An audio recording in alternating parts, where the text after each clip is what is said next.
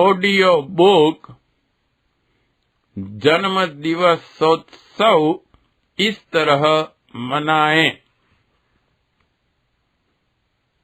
Sound track number 2। प्रवचनों का अत्यधिक महत्व। मंत्रोच्चारण करने वाले सुशिक्षित व्यक्ति यदि इन प्रवचनों के तथ्यों को भी नोट करते रहें और उन्हें प्रभावशाली ढंग से समझाने की तैयारी कर लें, तो वे आगे चलकर इन उत्सवों का संचालन कार्य कर सकते हैं। ऐसे प्रशिक्षित व्यक्ति यदि 10-5 लाख भी तैयार हो जाएं तो भी कम है। जनसाधारण के नव निर्माण के विभिन्न पहलुओं को धर्मतंत्र की वेदी पर बैठकर ठीक तरह समझा सकें, ऐसे प्रवक्ता ही तो युग निर्माताओं की भूमिका प्रस्तुत कर सकते हैं। इतना उत्पादन, अभिवर्धन एवं प्रशिक्षण इन उत्सवों के समय ही होगा। इसलिए प्रत्यक्ष में यह होना चाहिए कि जिसके यहाँ भी जन्मोत्सव मनाया जाए, वहाँ ऐसे सुशिक्षित लोग बड़ी संख्या में पहुँचे जो आगे चलकर एक कुशल पथ प्रदर्शक की भूमिका प्रस्तुत कर सके।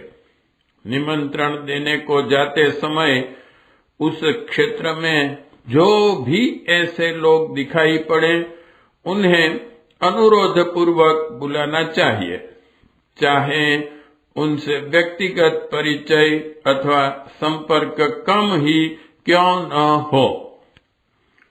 प्रवचन करने वालों को यों ही कोरी जबान की लपालपी नहीं करनी चाहिए, वरन जीवन विधि के किसी एक विषय पर पूरी तैयारी के साथ उसी तरह आना चाहिए जैसे कॉलेज का प्रोफेसर अपने नियत घंटे में नियत विषय की तथ्यपूर्ण जानकारी छात्रों के सम्मुख उपस्थित करता है।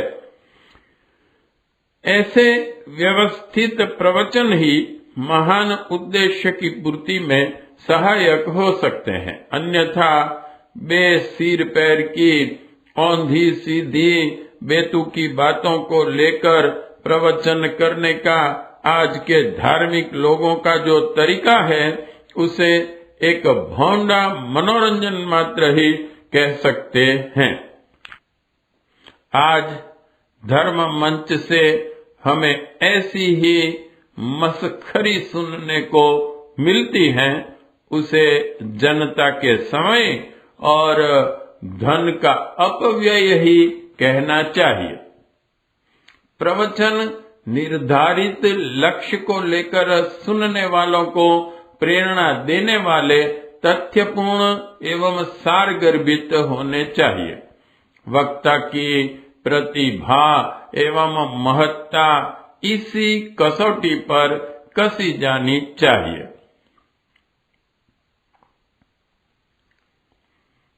इन बातों का ध्यान रखें।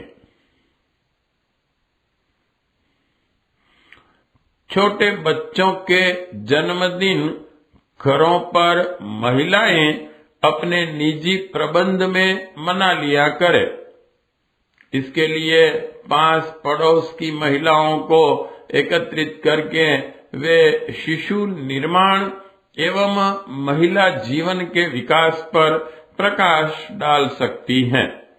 युग निर्माण आंदोलन के अंतर्गत जन्म दिवोत्सवों का जो क्रम अभी चलाया जा रहा है, वह प्रारंभ में शाखा सदस्यों तथा प्रबुद्ध व्यक्तियों में प्रचलित किया जाना चाहिए, जिनके व्यक्तिगत प्रभाव परिचय से अनेक नए एवं विचारशील लोग एकत्रित हो सके और वे स्वयं भी अपने जन्मदिन के अवसर पर जीवन निर्माण की दिशा में कुछ साहसपूर्ण कदम उठाने, कुछ नया व्रत लेने में समर्थ हो सके। ऐसे सजीव आयोजन ही दूसरे नयों पर प्रभाव डालेंगे।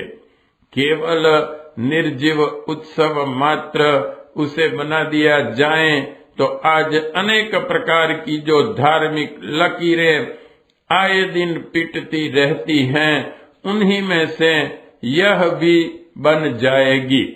इसलिए जहां तक आंदोलन का संबंध है, उसे प्रबुद्ध लोगों तक ही सीमित रखा जाए, तभी इतने लोगों की शक्ति एवं बहुमूल्य समय का कुछ उपयोग हो सकता है। हमारा हर प्रयत्न पूरी उपयोगिता का ध्यान रखकर ही क्रियान्वित होना चाहिए।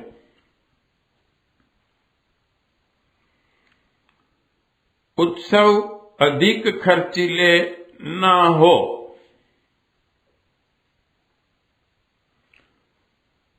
इन उत्सवों को कम से कम खर्चीला रखना चाहिए, ताकि हर कोई उसका आयोजन बिना किसी कठिनाई के कर सके।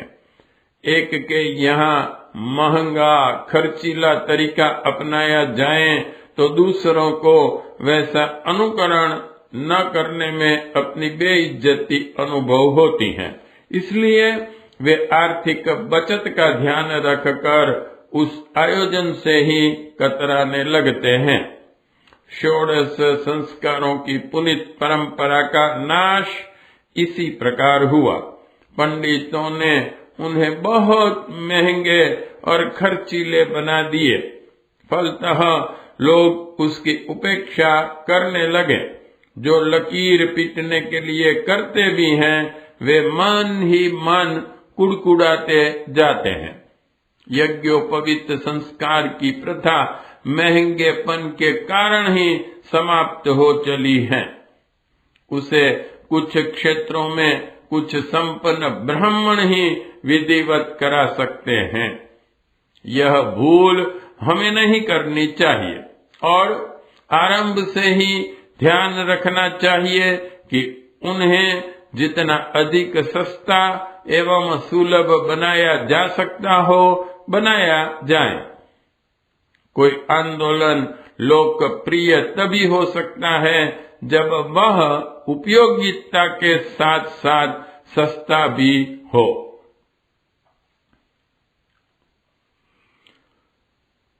साप्ताहिक या सामूहिक यज्ञों में प्रथा चलती है कि जितने भी व्यक्ति उपस्थित होते हैं, वे सभी आहुतियां देने बैठते हैं।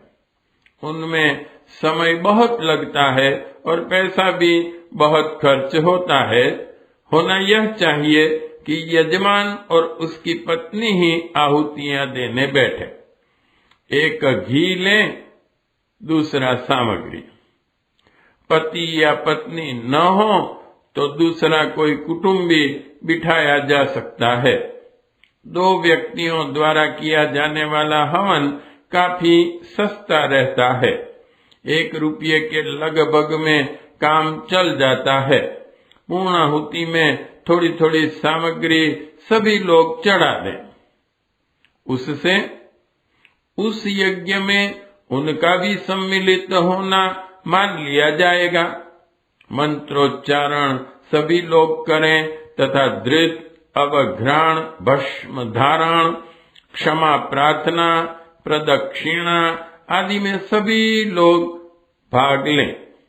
इस प्रकार हवन के संबंध में जो महंगेपन की शिकायत है, वह दूर हो जाएगी और यह यज्ञों की महत्ता, लोकप्रियता एवं व्यापकता बढ़ जाएगी। दूसरा खर्च इन उत्सवों के समय अतिथि सत्कार का होता है। इसके लिए सुपारी, इलायची, सौंफ जैसी चीजों को पर्याप्त मानना चाहिए। अधिक से अधिक गर्मियों में शरबत और जाड़ों में तुलसी की चाय जैसा कोई उष्ण पेय रखा जा सकता है। मिठाई, पकवान, फल आदि महंगी चीजें कड़ाई के साथ अस्वीकार की जाएं। यज्ञ प्रसाद में पंचामृत, पंजीरी या यज्ञ विशिष्ट खीर एक पत्ते पर दी जा सकती है। ध्यान यही रखा जाए कि अधिक संख्या में उपस्थित हो जाने पर भी किसी निर्धन को भी आर्थिक भार अनुभव न हो। गरीब अमीर सभी के यहाँ एक जैसी परंपरा अपनाई जानी चाहिए, ताकि किसी को अनावश्यक गर्व एवं हीनता का अनुभव न होने पावे।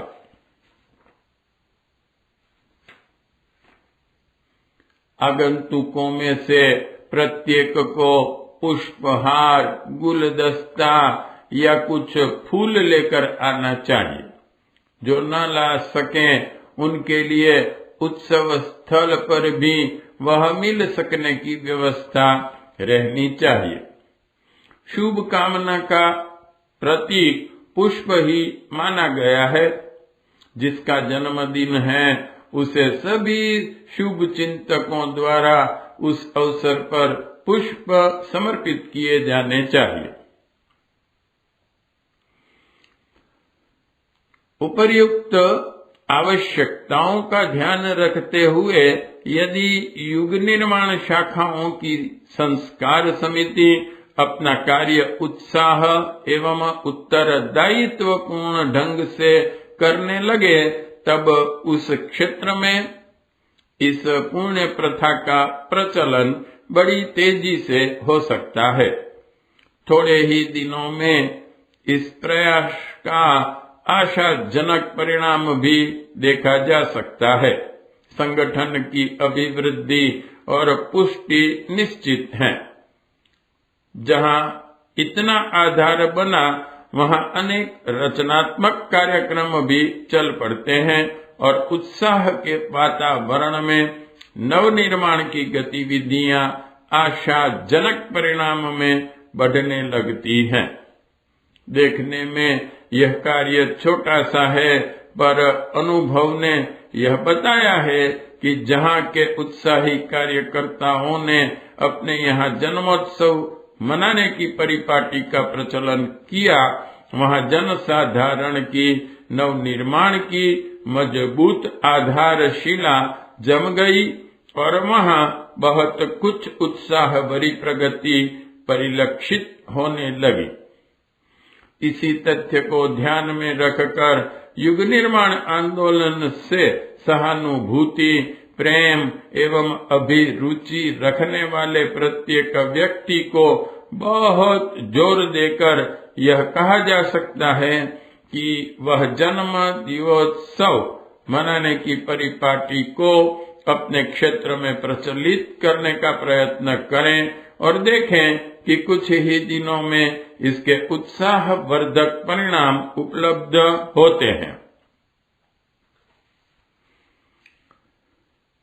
4 विशिष्ट कर्मकांड।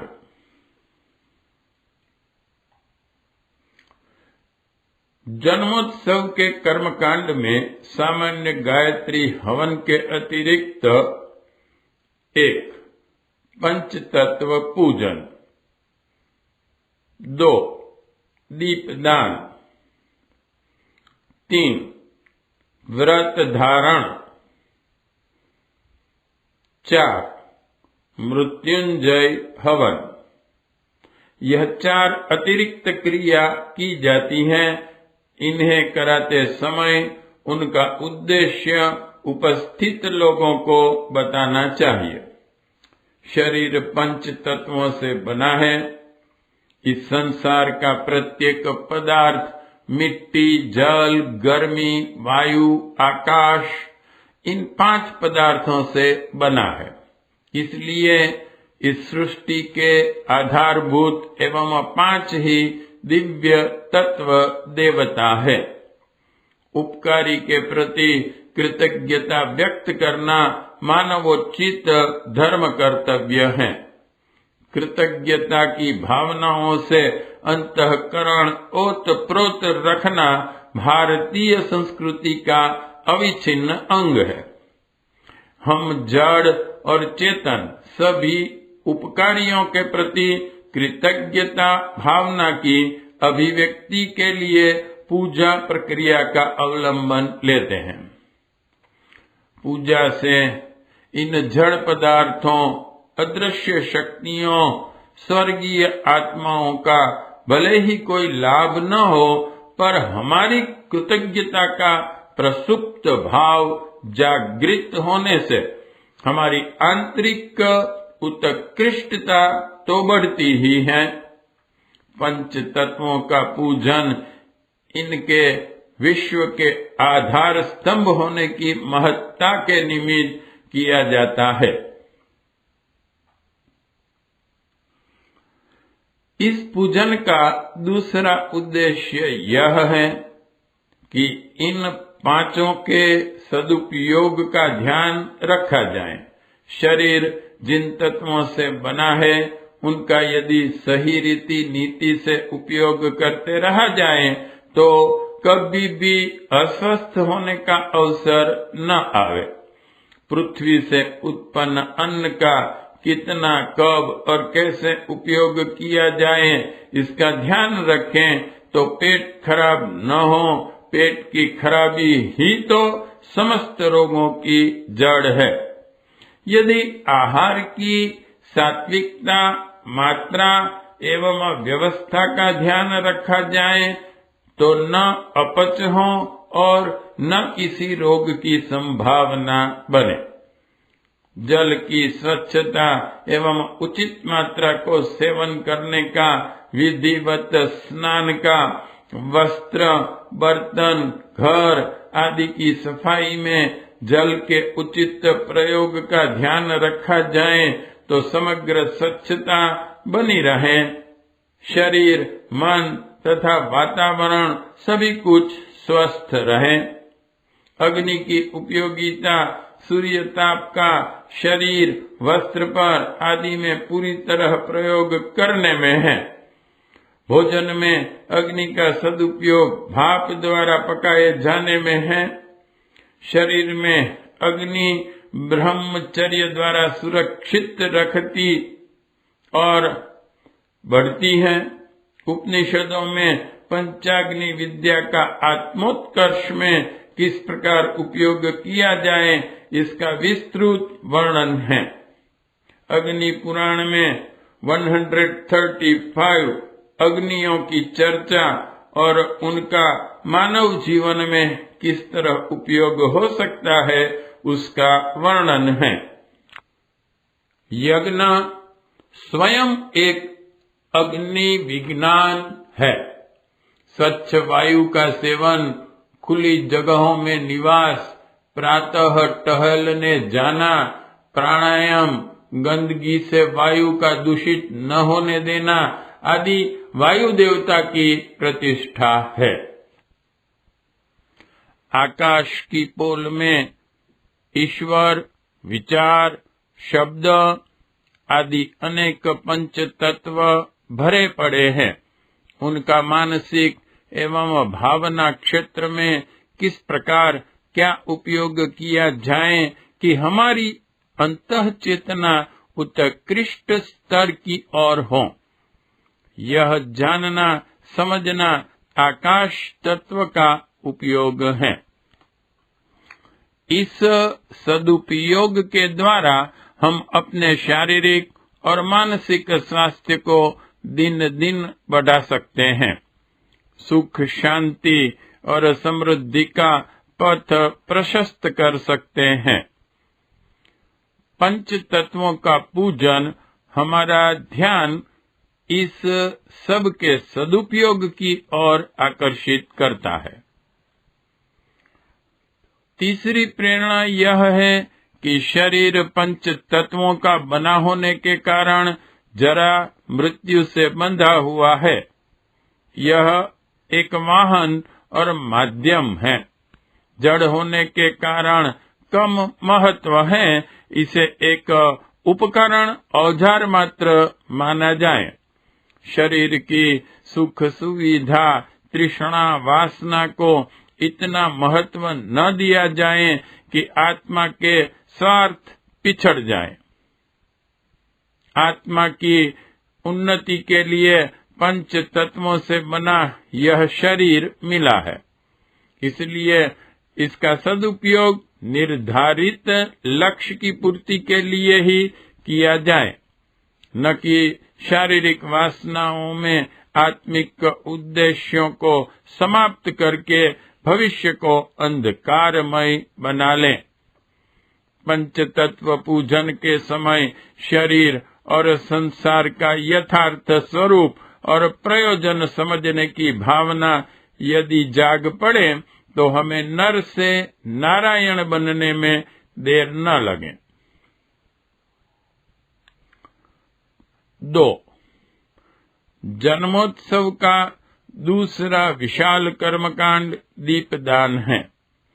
जितने वर्ष की आयु हो उतने दीपक एक सुसज्जित चौकी पर बनाकर सजाए जाए। आटे से बने ऊपर बत्ती वाले ध्रुत दीप एक थाली में इस तरह सजाकर रखे जा सकते हैं कि उनका ओम, स्वस्तिक अथवा कोई और सुंदर रूप बन जाए। इन दीपकों के आसपास पुष्प, फल, धूप बत्तियां, गुलदस्ते या कोई दूसरी चीजें सुंदरता बढ़ाने के लिए रखी जा सकती हैं।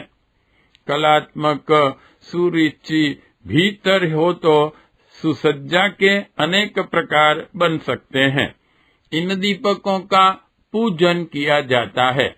विधान पुस्तक में उसका वर्णन है। जीवन का प्रत्येक वर्ष दीपक के समान प्रकाशवान रहे तभी उसकी सार्थकता है। दीपक स्वयं तिल तिल करके जलता है और अंधकार में प्रकाश उत्पन्न करता है।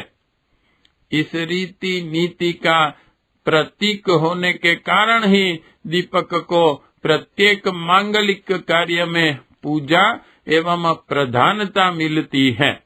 हमारे जीवन की रीति नीति भी ऐसी ही होनी चाहिए। दीपक को ज्ञान का प्रतीक माना जाता है। अज्ञान को अंधकार व ज्ञान को प्रकाश की उपमा दी जाती है। जिस सीमा तक हमारा मस्तिष्क एवं हृदय अज्ञानग्रस्त है, उतना ही हम अंधेरे में भटक रहे हैं। मस्तिष्क का अंधकार दूर करने के लिए हमें शिक्षा और हृदय का अंधकार दूर करने के लिए विद्या रुतम भरा ज्ञान को अधिकाधिक मात्रा में संग्रह करना चाहिए। आत्मज्ञान का वैसा दीपक हमें अंतःकरण में जलाना चाहिए, जैसा रामायण के उत्तर कांड में विस्तार पूर्वक बताया गया है। दीपदान में ऐसी ही अनेक प्रेरणाएं सन्निहित हैं। 3. तीसरी विशेष क्रिया जन्मोत्सव का व्रत धारण है। व्रतों के बंधन में बंधा हुआ व्यक्ति ही किसी उच्च लक्ष्य की ओर दूर तक अग्रसर हो सकने में समर्थ होता है। जिनका निश्चय संकल्प ढीला है, अभी सोचा एक कदम बढ़ाया कि दूसरे ही दिन ढीलेपन ने आलस ने आ घेरा और वह कार्य छूट गया। ढीली पोली मनोभूमि के लोगों की मनोभूमि ऐसे ही अनेक शुभ संकल्प और सत्प्रयत्नों की मरघट बनी रहती है। यदि किसी समय वे मनसूबे नियमित रूप से कार्यान्वित करते रहे होते तो संभवतः आज अपना जीवन कुछ से कुछ हो गया होता। उच्च आकांक्षाएं समय समय पर सभी के मन में उठती हैं, पर मनस्वी लोग व्रतशील होकर अपने निश्चय पर आरूढ़ रहते हैं। आलस्य और प्रमाद से लड़कर उन्हें परास्त करते हैं और महान सफलताएं पाते हैं। इसके विपरीत दुर्बल मन वाले आलस्य एवं अवसाद में ग्रस्त होकर अपना प्रयत्न छोड़ देते हैं। असफल और सफल व्यक्तियों की मनोभूमि में यह एक ही अंतर होता है। इस मानसिक दुर्बलता को व्रत बंध द्वारा दूर किया जा सकता है। मनुष्य को शुभ अवसरों पर भावनात्मक वातावरण में देवताओं की उपस्थिति में अग्नि की साक्षी में व्रत धारण करने चाहिए और उनका पालन करने के लिए प्राणों की भी बाजी लगानी चाहिए। व्रतशील लोगों के लिए यह चौपाई पथ प्रदर्शक होगी। रघुकुल रीति सदा चली आई, प्राण जाए पर वचन न जाए। दुष्प्रवृत्तियों का त्याग व्रतशीलता का आरंभिक चरण है। मांसाहार, तमाकू, बेईमानी, जुआ, फैशन परस्ती, आलस, गंदगी, क्रोध, चटोरापन, कामुकता, शेखीखोरी, कटु भाषण, ईर्ष्या, द्वेष, कृतघ्नता आदि बुराइयों में से जो अपने में विद्यमान हो उन्हें छोड़ना चाहिए। कितनी ही भयानक कुरीतियां हमारे समाज में ऐसी हैं जो अतीव हेय होते हुए भी धर्म के नाम पर प्रचलित हैं। किसी वंश में जन्मने के कारण किसी को नीच मानना, स्त्रियों को पुरुषों की अपेक्षा अनधिकारिणी समझना, विवाहों में उन्मादी की तरह पैसे की होली फूंकना, दहेज, मृत्यु भोज, देवताओं के नाम पर पशु बलि, भूत पलीत, टोना टोकना का अंधविश्वास, शरीर को छेदना या गोदना, जेवरों का शौक, अश्लील गायन, भिक्षा जीविका, थाली में जूठन छोड़ना, गाली गलौज की असभ्यता, बाल विवाह, अनमेल विवाह, श्रम का तिरस्कार आदि अनेक सामाजिक कुरीतियां हमारे समाज में प्रचलित हैं। इन मान्यताओं के विरुद्ध विद्रोह करने की आवश्यकता है। इन्हें तो स्वयं हमें ही त्यागना चाहिए। इसी प्रकार अन्य अनेक बुराइयां हो सकती हैं। इनमें से जो अपने में हो उन्हें संकल्प पूर्वक त्याग के लिए जन्मदिन का शुभ अवसर बहुत ही उत्तम है। यदि इस प्रकार की बुराइयां न हो, उन्हें पहले ही छोड़ा जा चुका हो, तो अपने में सत्प्रवृत्तियों की अभिवर्धन के व्रत इस अवसर पर ग्रहण करने चाहिए। रात को जल्दी सोना, प्रातः जल्दी उठना, व्यायाम, नियमित उपासना, स्वाध्याय, गुरुजनों का चरण स्पर्श पूर्वक अभिवादन, सादगी, मितव्ययता, प्रसन्न रहने की आदत, मधुर भाषण, दिनचर्या बनाकर समय क्षेप, निरालस्यता, परिवार निर्माण के लिए नियमित समय देना, लोक सेवा के लिए समय दान आदि अनेक सत्कार्य ऐसे हो सकते हैं जो अपने गुण कर्म स्वभाव में सम्मिलित किए जाने चाहिए। इस प्रकार की कम से कम एक अच्छी आदत अपनाने का उस दिन संकल्प लेना चाहिए और कम से कम एक बुराई भी उस अवसर पर छोड़ देनी चाहिए। यह दुष्प्रवृत्तियां छोड़ने और सत्प्रवृत्तियां अपनाने का क्रम यदि हर जन्मदिन पर चलता रहे तो कुछ ही वर्षों में उसका परिणाम व्यक्तित्व में हुए कायाकल्प की तरह दृष्टिगोचर होने लगेगा और वह जन्मोत्सवों का क्रम जीवन में दैवी वरदान की तरह मंगलमय परिणाम प्रस्तुत कर सकेगा। 4. चौथी क्रिया मृत्युंजय हवन की है। कुछ आहुतियां मृत्युंजय मंत्र से दी जाती हैं। इसका तात्पर्य यह है कि हम मृत्यु पर विजय प्राप्त करें। शरीर से तो एक दिन सभी को मरना पड़ता है, पर जिनने जीवन को यशस्वी बना लिया, जीवन मुक्ति का लाभ ले लिया अथवा जीवन और मृत्यु को एक ही स्तर पर अनुभव करने वाले आत्मज्ञान का अभ्यास कर लिया, उन्हें मृत्युंजय की सिद्धि हो गई, ऐसा मानना चाहिए। हम दीर्घ जीवन के लिए शक्ति भर प्रयत्न करें और एक एक पल का सदुपयोग कर सार्थक बनाएं।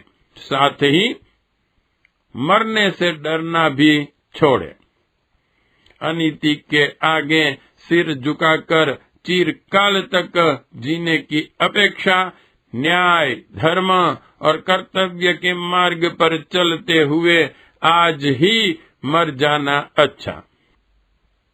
वह जिंदगी क्या जो धुएं की तरह घुटन भरी धुंधकती रहे, दीप्तिमान प्रज्वलित होकर जलना अच्छा।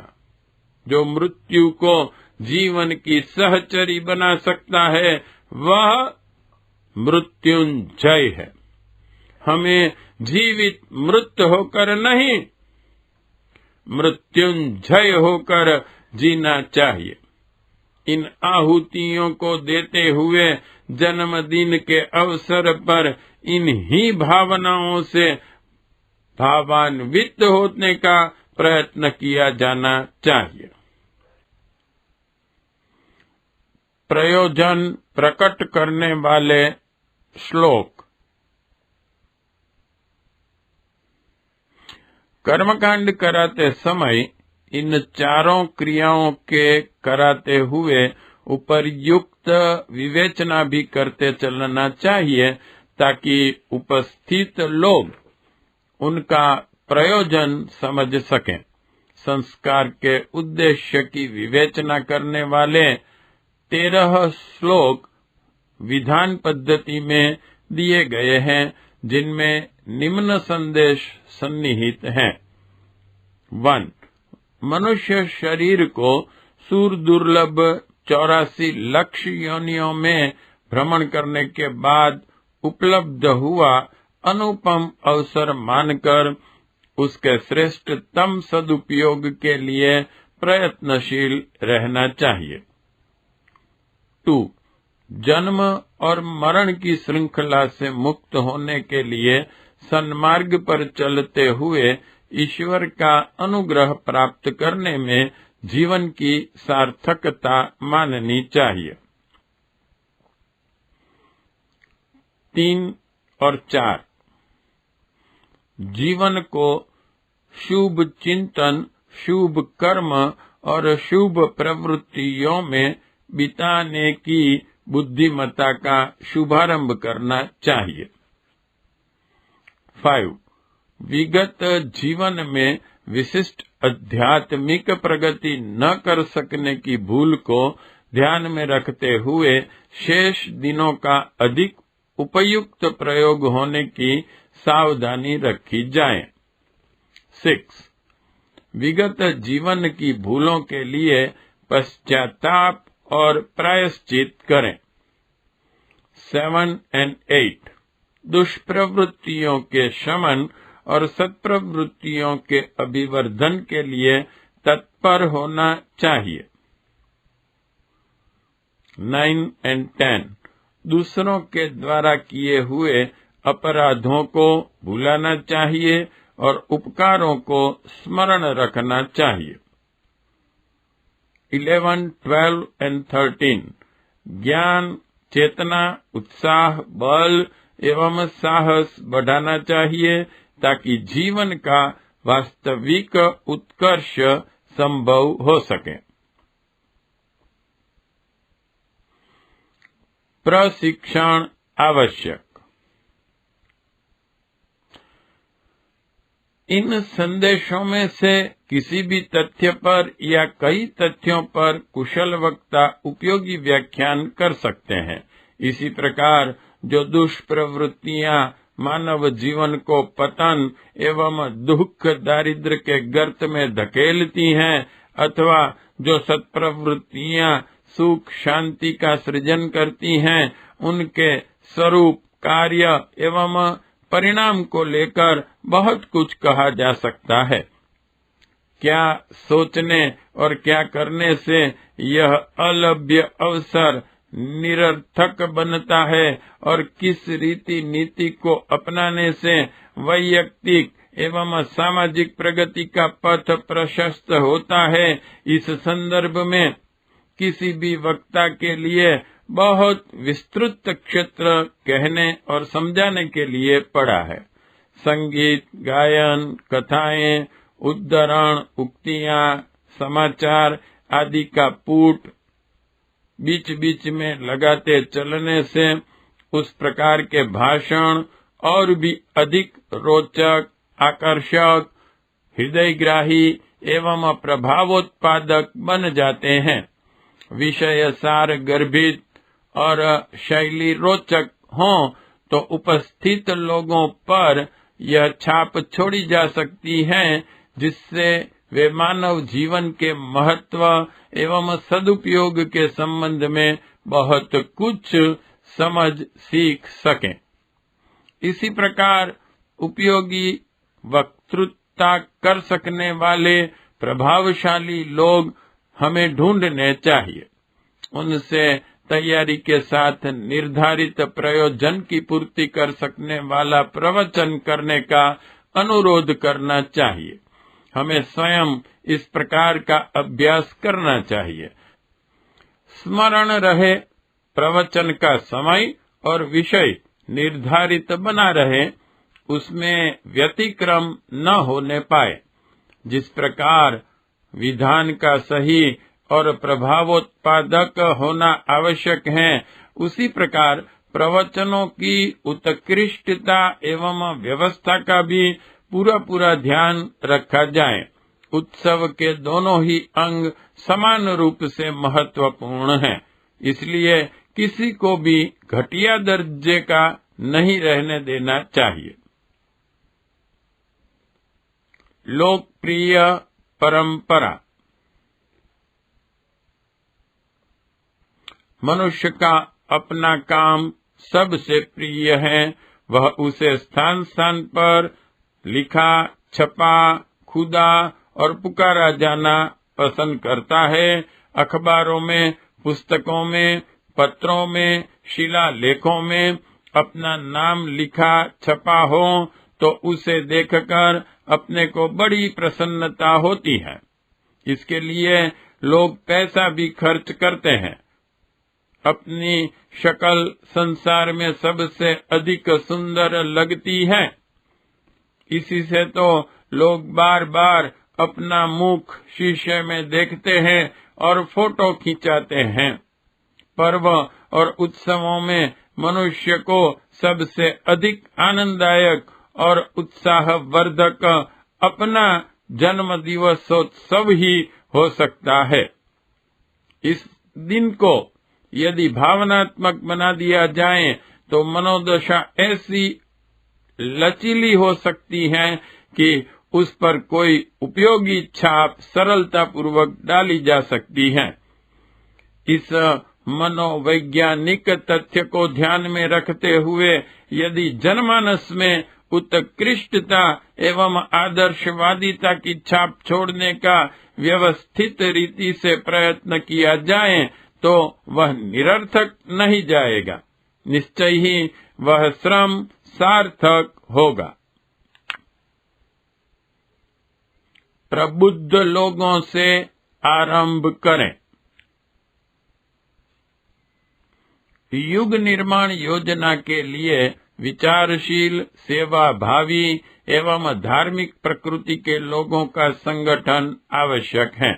संगठन के बिना महत्वपूर्ण कार्य नहीं हो सकते। एकाकी व्यक्ति चाहे कितना ही महत्वपूर्ण, प्रतिभाशाली एवं समर्थ क्यों न हो, अपने निज के बलबूते पर सीमित कार्य ही कर सकता है। संगठन के बल पर छोटे छोटे स्वल्प सामर्थ्य एवं स्वल्प योग्यता के व्यक्ति भी एकत्रित होकर बहुत कुछ कर सकते हैं। विशेषतया समाज के निर्माण, युग परिवर्तन एवं विचार क्रांति जैसे कार्य तो प्रबुद्ध व्यक्तियों के संगठन के बिना हो ही नहीं सकते। इसलिए युग निर्माण शाखाओं को अपने महान अभियान को व्यापक एवं सफल बनाने के लिए इस सब से आवश्यक कार्य को प्रमुखता देनी पड़ेगी कि व्यक्ति एवं समाज के निर्माण में जो लोग रुचि लेते हैं उन्हें परस्पर स्नेह सूत्र में बांधा जाए और बार बार मिलने का अवसर दिया जाए। इस प्रकार का मिलन स्वतः ही कुछ इस रूप में विकसित होता है कि अभीष्ट प्रगति की संभावना बढ़े। यह मान्य सिद्धांत है कि निर्जीव चीजें एक और एक मिलकर दो होती हैं, पर दो सजीव मनुष्य एक और एक मिलकर 11 हो जाते हैं। बुरे कार्य इसलिए पनपते हैं कि इनके कर्ता प्रायः संगठित होकर कार्य करते रहते हैं। चोर, डाकू, ठग, जुआरी, शराबी, दुर्व्यसनी अपने अपने गिरोह बनाते हैं। फलस्वरूप उनके सम्मिलित षड्यंत्र में अनेक नए लोग भी फंसते हैं और वे अपने सम्मिलित प्रयत्नों में बहुत कुछ सफलताएं भी प्राप्त कर लेते हैं। प्रबुद्ध लोगों में यह एक बड़ा दोष है कि वे व्यक्तिगत प्रगति की बात तो बहुत सोचते हैं, योजनाएं तो बहुत बड़ी बड़ी बनाते हैं, पर मिलजुल कर कार्य करने का अवसर उत्पन्न नहीं करते। फलस्वरूप बुरे लोगों की अपेक्षा उनका लक्ष्य और व्यक्तित्व बहुत ही उज्जवल एवं प्रखर होते हुए भी काम कुछ भी नहीं हो पाता। हमें इस कमी की पूर्ति करनी चाहिए। ऑडियो बुक जन्म दिवोत्सव इस तरह मनाएं। साउंड ट्रैक नंबर 2 समाप्त। ऑडियो बुक समाप्त। ओम तत्सत। ओम शांति शांति शांति।